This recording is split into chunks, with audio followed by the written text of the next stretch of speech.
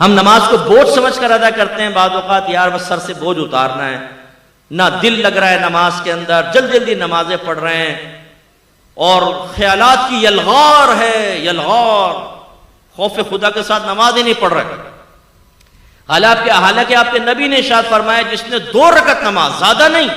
2 رکعت نماز ایسے ادا کی کہ اس میں دنیا کا کوئی خیال اپنے قلب میں نہ لایا، وہ گناہوں سے ایسا پاک و صاف ہو جائے گا جیسے آج ہی اپنی ماں کے پیٹ سے پیدا ہوا۔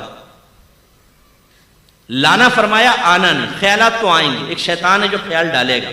لیکن ہمارا کام کیا تھا؟ خیال آیا اس کو فوراً ٹال کر اللہ کی طرف متوجہ ہوئے۔ اللہ کی طرف متوجہ ہونے کا مطلب کیا ہے؟ کوئی ذات باری تعالیٰ کا تصور تو نہیں آئے گا نا بھائی ذہن میں، جو نبی نے فرمایا تم ایسے نماز پڑھو جیسے تم اللہ کو دیکھ رہے ہو، اگر تم اللہ کو نہیں دیکھتے تو وہ تو تمہیں دیکھ ہی رہا ہے،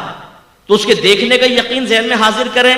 یا پھر جیسے مدینے کا تصور کر لیا، مکے کا تصور، موت کو یاد کر رہے ہیں، میدان محشر، پل صراط، جنت، دوزخ، یہ ذہن میں لا رہے ہیں، یہ دنیا نہیں ہے، یہ آخرت، یہ خیالات آ جائیں۔ اور اسی طرح اگر کوئی خیال آ گیا زوجہ کا، بچوں کا، کرکٹ کا، کاروبار کا، جیسی آئے فوراً جھٹک دیں، یہ نہیں کہ آپ سوچنا شروع کر دیں۔ تراویح میں کھڑے ہو گئے ایک نوجوان اور پی ایس ایل اسٹارٹ ہو گیا، بولنگ کرا رہا ہے، بیٹنگ کر رہا ہے پوری، اور میچ بھی جیت گیا، ٹرافی بھی اٹھا لی، لیکن جیسے ٹرافی دینے لگے امام صاحب نے کہا اللہ اکبر، ٹرافی غائب، تو رکوع کرنا پڑا، تو یار ابھی ٹرافی بھی مل جاتی۔ ایک کنجوس آدمی تھا، اس کو وہ نماز، اس کو مسجد میں پہنچا تو جماعت نکل گئی،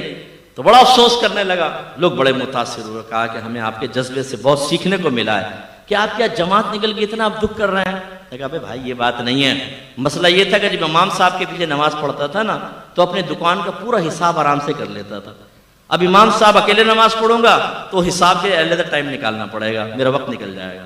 تو یہ صورتحال ہوتی ہے کہ جو چیز ہمیں کہیں یاد نہیں آتی آپ آزما کر دیکھیے گا، وہ نماز میں یاد آئے گی۔ اسی لیے ایک آدمی امام اعظم ابو حنیفہ رضی اللہ تعالیٰ عنہ کے پاس آیا، کہنے لگا حضور میں نے کچھ اپنا خزانہ دبایا تھا، اب بھول گیا کہ کہاں دبایا تھا، کیا کروں؟ فرمایا علاج تو بتا دوں گا لیکن تو کرے گا نہیں۔ کہا کہ جی کیسے نہیں کروں گا، آپ بتائیں، کیونکہ اس کے لیے تو ہم تیار ہیں نا۔ اگر میں کہوں 5 وقت نماز پڑھیں، داڑیاں بڑھائیں، دین، علم کے دین سیکھیں، اللہ آپ کو جنت دے گا، ہم میں سے بہت سے کہیں گے ہاں کیا صحیح رہے ہیں، بالکل اللہ ہمیں توفیق دے گا، بس توفیق دے گا۔ اور اگر میں کہوں میں آپ کو وظیفہ دے رہا ہوں 100 مرتبہ آپ کو پڑھنا ہے، 100 مرتبہ فجر کی نماز کے بعد، اسی دن آپ کو 1 لاکھ روپے نہ ملے تو فقیر کا گریبان پکڑ لیجئے گا۔ آپ کہیں گے مفتی صاحب اگر گھر میں چائے پی لیں تو بڑی مہربانی ہوگی۔ پھر آپ اس کو پوچھیں گے، پوچھنے کے بعد اگر میں یہ بھی کنڈیشن لگا دوں کسی نے شور کر دیا نا، یا آپ بھول گئے گنتی، ختم، دوبارہ شروع، تو آپ اس کمرے میں داخل ہونے سے پہلے گھر والوں کو کہیں گے کوئی آئے نا ٹانگیں توڑ دوں گا، تم لوگ کم بختو، نکل جاؤ، بچوں کو باہر نکالو گھر سے، اور مصلی پہ بیٹھ کے ایک ایک دانہ یہ ہمارا استغراق ہے۔ کیوں؟ برا نہیں، آپ تو اچھے لوگ ہیں، میں دوسروں کی بات کر رہا ہوں، آپ نہ برا مانیے گا، کہ مادی شے ہمارے سامنے آئے تو ہماری کامل توجہ ہوتی ہے، اور آخرت کے بارے میں کہیں تو بالکل بھی نہیں ہوتی۔ تو اللہ کے نبی نے یہ فرمایا 2 رکعت نماز، دنیا کا خیال نہ لاؤ، گناہوں سے ایسے پاک و صاف ہو جاؤ گے جیسے آج ہی ماں کے پیٹ سے پیدا ہوں۔ لیکن یہ بھی میرے نبی نے ارشاد فرمایا، علامہ آلوسی نے اس حدیث کو نقل فرمایا، سرکار نے فرمایا آخری زمانے میں ایک شخص بھی مسجد میں ایسا نہیں ہوگا جو خشوع و خضوع کے ساتھ نماز ادا کرنے والا ہو۔